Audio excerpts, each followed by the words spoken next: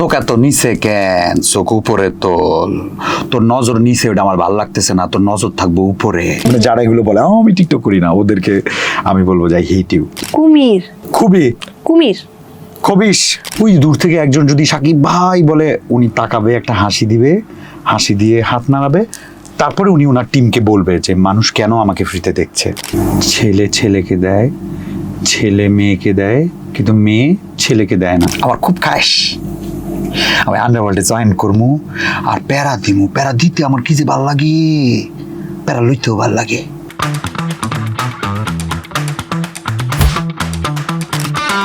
Hello everyone, welcome to flash talk season 2। আপনাদের সাথে আছি আমি তমর রশিদ এবং আজ আমার সাথে রয়েছে আপনাদের সুপরিচিত ইমতুর আতিশ। ওয়েলকাম ভাইয়া, কেমন আছেন? Thank you for inviting me. আমি ভালো আছি, তুমি কেমন আছো? আমিও খুব ভালো আছি। আপনার নামের সাথে ওই যে আপনার ফেমাস কিছু লাইন, সেটা বলে দেন। আমার নাম ইমতু, মনে রেখো কিন্তু রাতিস রাতে আসিস। বাহ, আচ্ছা, এই যে এত সুন্দর ছন্দ মিলিয়ে কথা বলা, এই অভ্যাসটা কিভাবে তৈরি হলো? সব তো আসলে চিন্তার বহিঃপ্রকাশ। তো চিন্তায় চিন্তায় আমার ছন্দ মিলানোটা অটোমেটিক ছোটবেলা থেকে। হয়তো আমি কিছু ওই যে বাড়ির পাশে কোরবানির খাসি, বান্ধবী আমি তোমাকে ভালোবাসি, এরকম কিছু হাস্যকর মানে রাইম মিলাতে গিয়ে আস্তে আস্তে ওটা চলে এসেছে। এখন খুব মানে আমার ভাবনার চেয়েও মনে হয় আমার মুখটা বেশি ফাস্ট ডেলিভারি দেয়। অনেক সময় আমি অনেক ছন্দ মিলাই, পরে আমি বলি বাহ, এটা কি বললাম আমি। বাহ বাহ, বেশ ভালো ব্যাপার। আচ্ছা, অভিনয়ে আসা আগ্রহটা কিভাবে তৈরি হয়েছিল আপনার? আমি তো ছোটবেলা থেকে আসলে কালচারাল ছিলাম। ওই যে মানুষ গালি দেয় না আনকালচার্ড, আমি আনকালচার্ড ছিলাম না, আমি কালচারাল ছিলাম। তো ছোটবেলায় দেখা গেছে যে আমি জাতীয় পুরস্কার পেয়েছিলাম মঞ্চ নাটকে। স্কুলের নাচ গান, অভিনয় আবৃত্তি, ইসলামিক সঙ্গীত, উপস্থিত বক্তৃতা, আমদ নাচ, সবকিছুতে আমি ছিলাম। তো যার কারণে আমি এটা বুঝতাম যে কালচারটা আসলে আমার রক্তে মিশে গেছে, আমি ওটাতে আনন্দ পেতাম। আমার এমনও হয়েছে, আমি ক্লাস 5-এর বৃত্তি পরীক্ষাটা তখন মধ্যবিত্ত পরিবারে অনেক ইম্পর্টেন্ট ছিল। বৃত্তি পরীক্ষার আগের দিন বাবা আমাকে অ্যালাউ করেছে। বাবা কিন্তু খুব কড়া পড়াশোনার ব্যাপারে। মানে ধরো আমি সেকেন্ড বয় ছিলাম একদম ক্লাস 1 থেকে 10 পর্যন্ত। ওই অঙ্কে ফার্স্ট বয় 100-তে 100 পেয়েছে, আমি কেন 98 পেয়েছি। ওই 2 মার্কের জন্য যে কি মাইর খেয়েছি বাবার কাছে, তাহলে বোঝো। সত্যি? হ্যাঁ, সেই বাবাও আমাকে পারফর্ম করতে দিয়েছেন আমার বৃত্তি পরীক্ষার আগে। তার আবার মানে কি হতো, আগের দিনের মানুষরা, মধ্যবিত্ত যারা আছেন, ওরা অনেক বেশি কনজারভেটিভ।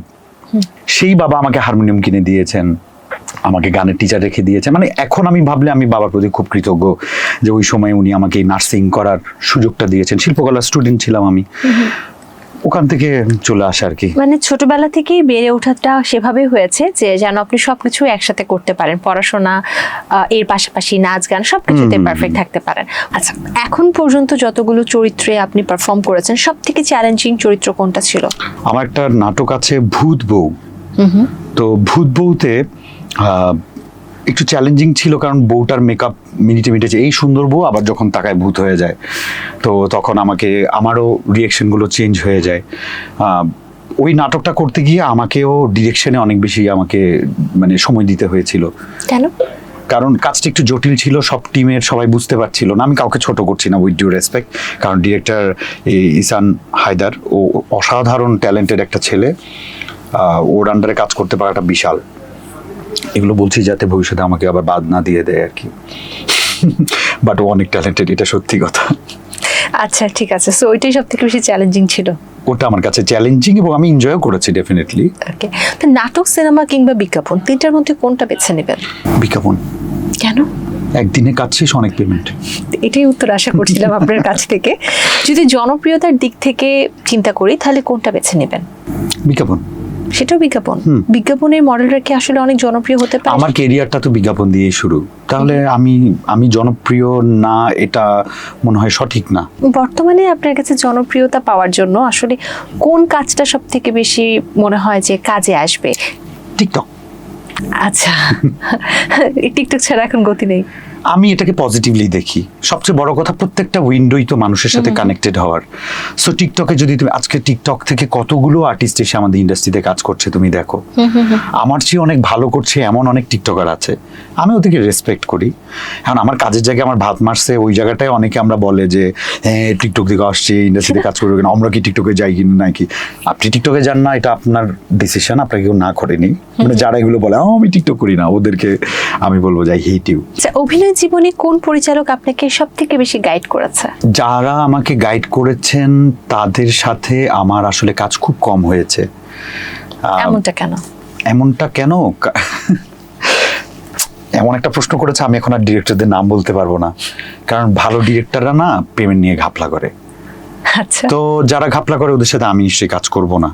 মানে আমি ওই পরশ পাথরের স্পর্শে পরশ পাথর হতে চাই না। আমি নিজেকে নার্সিং করে আরো বেশি প্র্যাকটিস করে নিজেই পরশ পাথর হতে চাই। এই যে কথাটি বলছেন, ভয় লাগছে না? কারণ দেখা যাচ্ছে আপনি ভালো ডিরেক্টররা ভালো পেমেন্ট দিতে চায় না বা একটু ঘাপলা করে, দিন শেষে আপনি তো তাদের সাথেই আবার দেখা যাচ্ছে কাজ করবেন বা একই ইন্ডাস্ট্রির মানুষ। সব ভালো ডিরেক্টররা এটা করেন না, তবে বেশ কিছু একদম ন্যাশনাল অ্যাওয়ার্ড পাওয়া ডিরেক্টররা এগুলো করেন, এগুলোর নাম আছে, অনেকেই এগুলো করেন। আমার মনে হয় ভয় একটু কম। What you know definitely will do it. এই যে উপরে একজন আছেন না, উনি হচ্ছেন বেস্ট প্ল্যানার। সো তুমি কেন কাউকে ভয় পাবা? একটা সাময়িক ভয় পাবা মানে পিছিয়ে যাবা, ঠিক আছে? ভয় পেতে হয় না এগুলো। তার মানে সব সত্যি বলে দিতে হয়, সব সত্য জায়গা মতো বলতে হয়।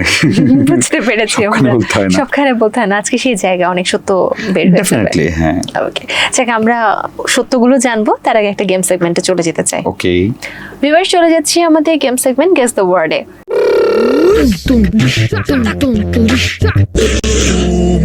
Guess the word. আমার কথা বোঝা যাচ্ছে?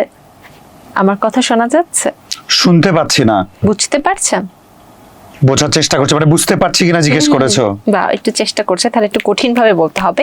প্রথম ওয়ার্ড চিকচিক। এটা কি মানুষের নাম, প্রোডাক্টের নাম, জিনিসের নাম? আবার বলো, সুন্দর করে বলো। চিকচিক। ইস, চিকচিক। খালি এটাই দেখা যাচ্ছে। চিকচিক। ইতি। চিকচিক। পাস। ওকে, এটা ইজি ছিল অনেক। এখন বলো কি এটা? এখন না, ও এখন আচ্ছা, না। ওকে ওকে। 2 নাম্বার প্যাচাল। পাস্তা। প্যাচাল। পান্তা। প্যাচাল। বাটা। প্যাচাল। পাটা। প্যাচাল। আবার বলো। প্যাচাল। পাঙ্গাস। প্যাচাল। পাত্তা। প্যাচাল। প্যান্থার। প্যাচাল। ক্যান্সার। প্যাচাল। পেঁচা। প্যাচাল। বাচাল। প্যাচাল। প্যাচাল পারে প্যাচাল। পেঁচাল।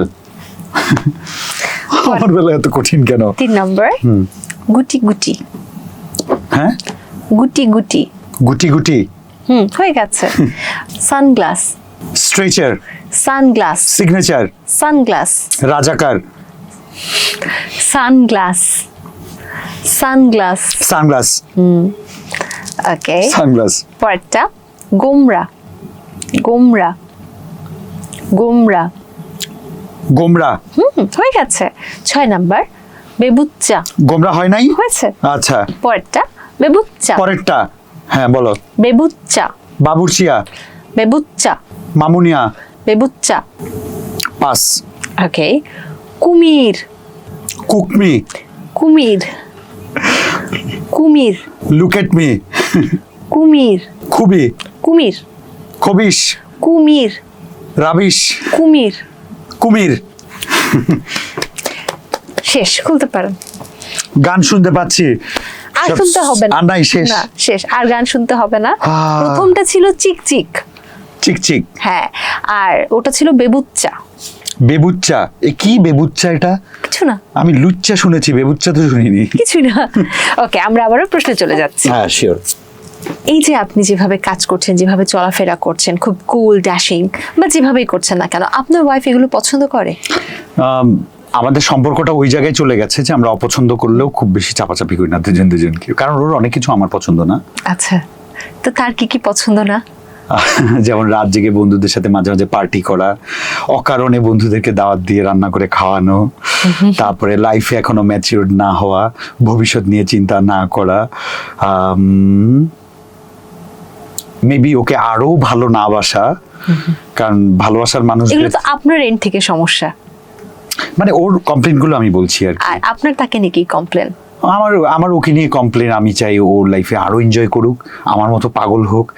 তারপরে আমি চাই যে, আমি জানি না আমার অডিয়েন্সরা কিভাবে নেবে, আমি চাই ও প্রেম করুক কারোর সাথে। মানে আমি একটু জেলাস হতে চাই ভালোবাসার মানুষকে নিয়ে, আমি জেলাস হতে পারছি না কারণ ও আমাকে এত ভালোবাসে। সো আমি একটু জেলাস হতে চাই। আমি ওকে এটা বলেছি যে এমন হয় না কেন যে তুমি আমার চোখের সামনে আমার সাথে ঝগড়া করে তোমার বয়ফ্রেন্ডকে নিয়ে বেডরুমে চলে গেছো, চোখের সামনে দরজা ধাক্কা, মানে ধারাম করে বাড়ি দিয়ে দরজা লাগিয়ে ফেলছো, আমি দিকে অস্থির পাগল, বাইরে থেকে আমি দরজা ধাক্কাচ্ছি, তুমি দরজা খুলছো না। এরকম আমাকে জেলাস করা, বলে এই সুযোগে তুমি প্রেম করবা না। দেখেন আপনার এই কথাগুলোর জন্য আবার নোটিশ না কেউ পাঠিয়ে দেয় আপনাকে? ও আচ্ছা, আপনার নোটিশ পাঠাইতে হবে না, এই ভিডিও নিচে কমেন্ট করলে আমি নোটিফিকেশন পেয়ে যাব।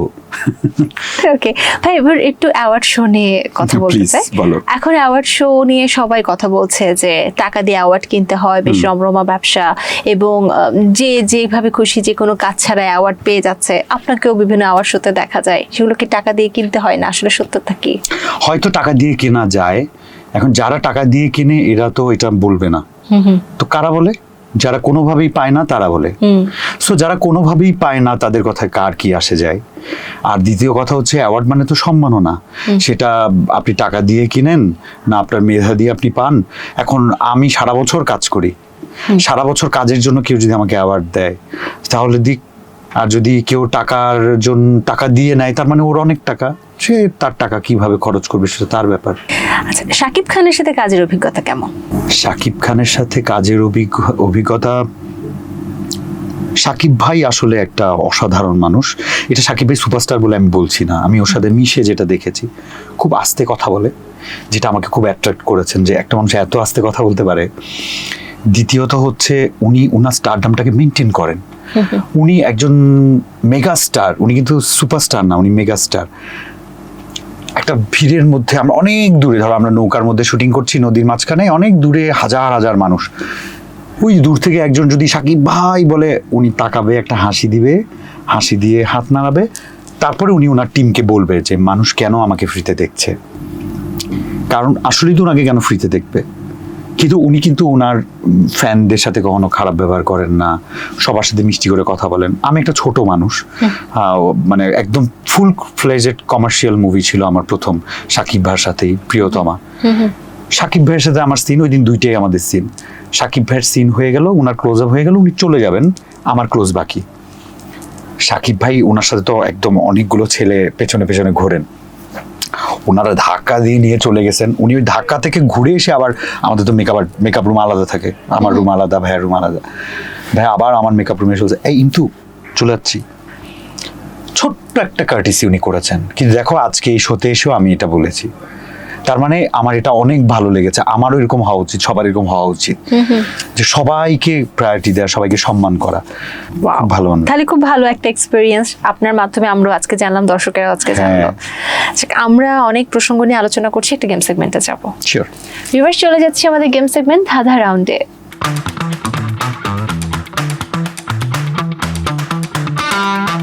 ভাইয়া তো নিশ্চয়ই ধাঁধায় অনেক ভালো।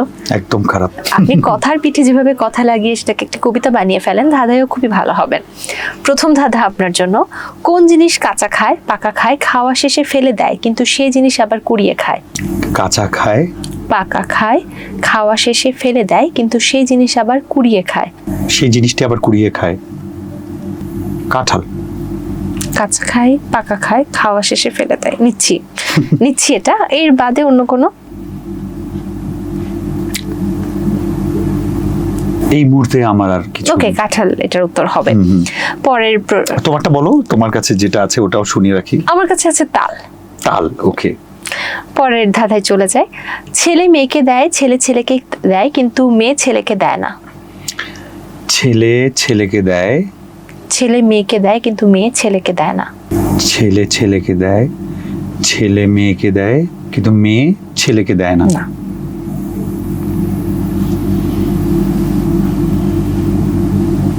পাস।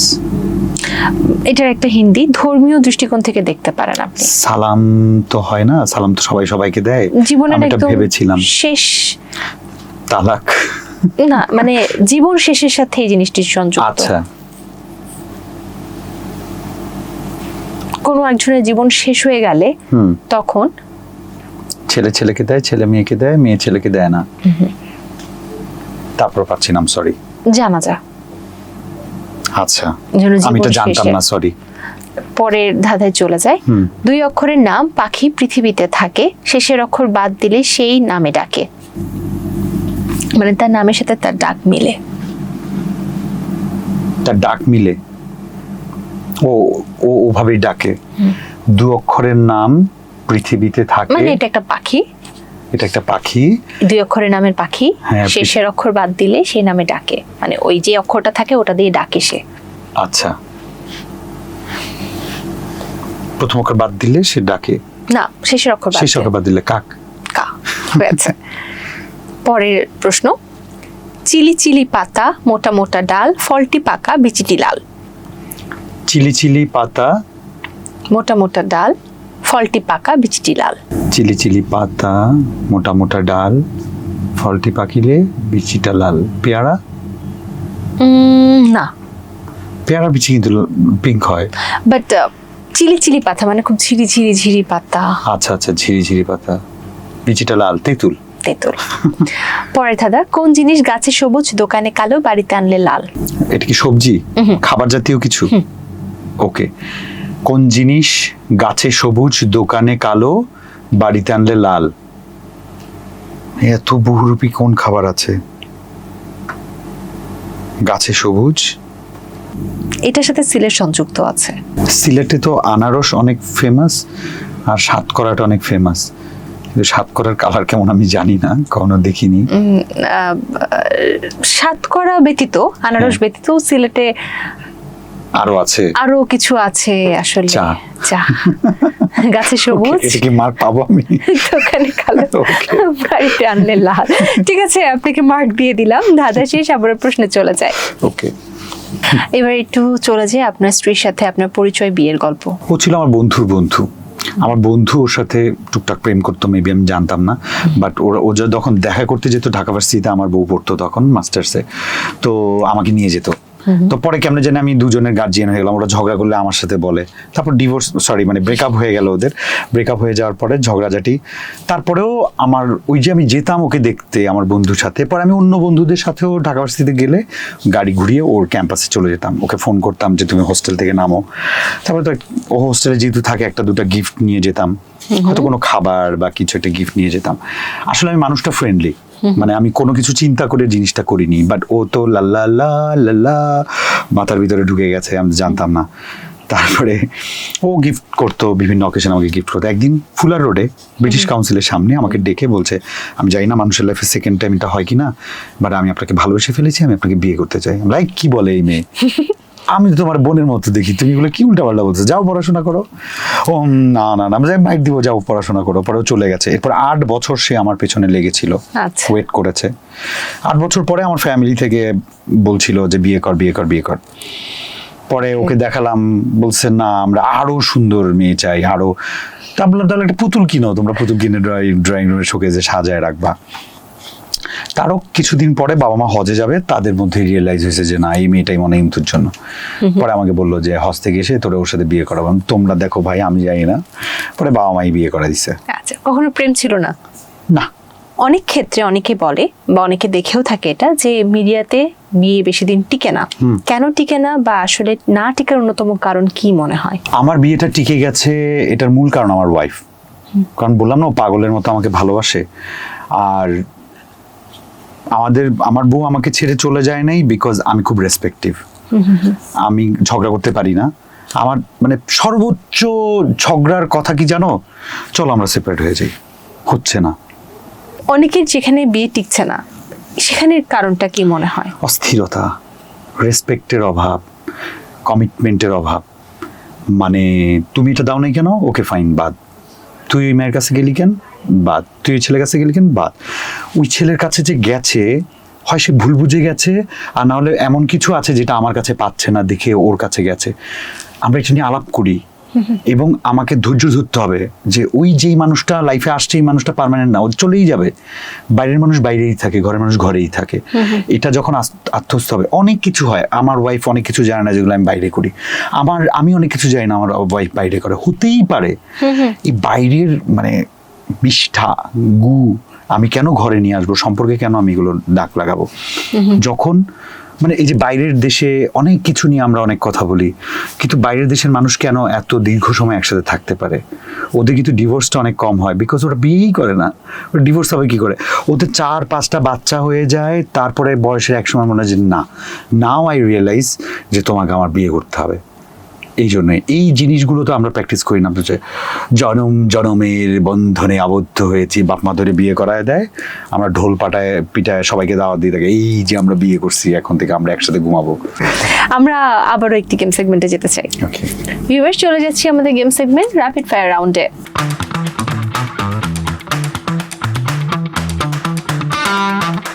ছটপট প্রশ্ন, ছটপট উত্তর। প্রথম প্রশ্ন, চা না কফি? কফি। সকাল না রাত? রাত। টাকা নাকি শান্তি? শান্তি। সিনেমা হলে দেখা না বাসে শুয়ে দেখা? সিনেমা হলে দেখা। আপনার প্রিয় সিনেমা? The Shashanka redemption. প্রিয় মানুষ? মহানবী সাল্লাল্লাহু আলাইহি সাল্লাম, বঙ্গবন্ধু শেখ মুজিব। পছন্দের ভ্রমণ জায়গা?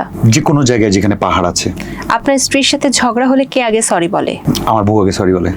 বড় হয়ে কি হবেন? বড় হয়েও এমনই থাকবো। বাচ্চাকালে কি উত্তর দিতেন? বাচ্চাকালে এরকমই চটাং চটাং উত্তর দিতাম। কোন খাবারটি আপনার খুব পছন্দ? ইলিশ পোলাও। ওকে, র্যাপিড ফায়ার শেষ, আবার প্রশ্নে চলে যাচ্ছি। একদম নতুন যারা কাজ করতে চায় তাদের জন্য আপনার একটি পরামর্শ। দেখো, কাজটা শিখে এসো আর লেগে থেকো, কোনো বাজে অফারে কম্প্রোমাইজ করো না, জাস্ট লেগে থেকো, সাকসেস আসবে। এবার আমাদের অনুষ্ঠানের সিগনেচার প্রশ্ন, আপনার মাসিক ইনকাম কত টাকা? আমি তো গুনে দেখি নাই, তবে একদম মানে ধরো কাজই করি নাই, তারপরেও 1.5 লাখ টাকার মতো আসে। ওকে, আর সর্বোচ্চ? সর্বোচ্চ 5 লাখ 6 লাখ। ভবিষ্যৎ পরিকল্পনা কি? আমি সবসময় বর্তমানে বাঁচি, ভবিষ্যৎ নিয়ে আমার কোনো পরিকল্পনা নেই। ওই যে নতুন বছর শুরু হওয়ার আগে যখন তোমরা এরকম জিজ্ঞেস করো নতুন বছরে কি প্রত্যাশা, আমি বলি যে আমি এই বছরের মতোই থাকতে চাই। জীবনের একটা সিক্রেট যে এখন পর্যন্ত কেউ জানে না? আমি একবার গাঁজা খেয়েছিলাম। এটা কেউ জানে না? এটা কেউ জানে না? না, কেউ জানে না, সবাই জানে যে আমি খাই না। একবার খেয়েছিলেন, এটা বাদে অন্য কিছু? বাবার পকেট থেকে আমি অনেকগুলো টাকা চুরি করেছিলাম, অনেক কিস্তিতে কিস্তিতে। কিস্তিতে টাকা চুরি? হ্যাঁ। জানতে পারেনি? না, অনেকদিন পরে মাকে বলেছে যে আমার টাকা থেকে, বান্ডেল থেকে প্রতিদিন টাকা যেতে যেতে প্রায় 25,000 টাকা চলে যাচ্ছে। তা এগুলো দিয়ে কি করতেন? আমি বন্ধুদেরকে খাওয়াই, এখনো সেম। যাক, এটাকে আমরা কি বলবো, বাবার পকেট কেটে বন্ধুদেরকে খাওয়ানোর হ্যাঁ নতুন একটি প্রক্রিয়া। যাক, আমরা অনেক কিছু জেনে ফেলেছি, এবার আরেকটি গেম সেগমেন্টে যাব। শিওর। ভিউয়ার, চলে যাচ্ছি অ্যাক্টিং রাউন্ডে।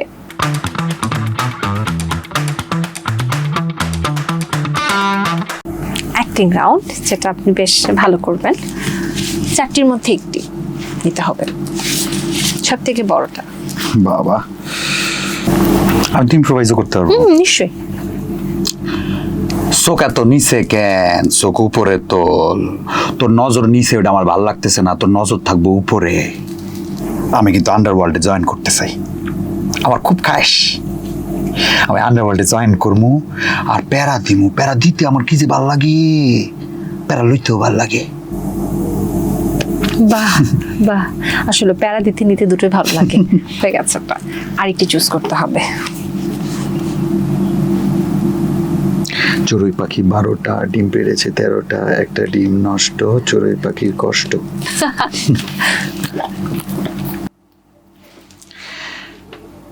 টাকা আর সম্পত্তি থাকলে পরে বিয়া একখানকে সাইডটাও করা যায়।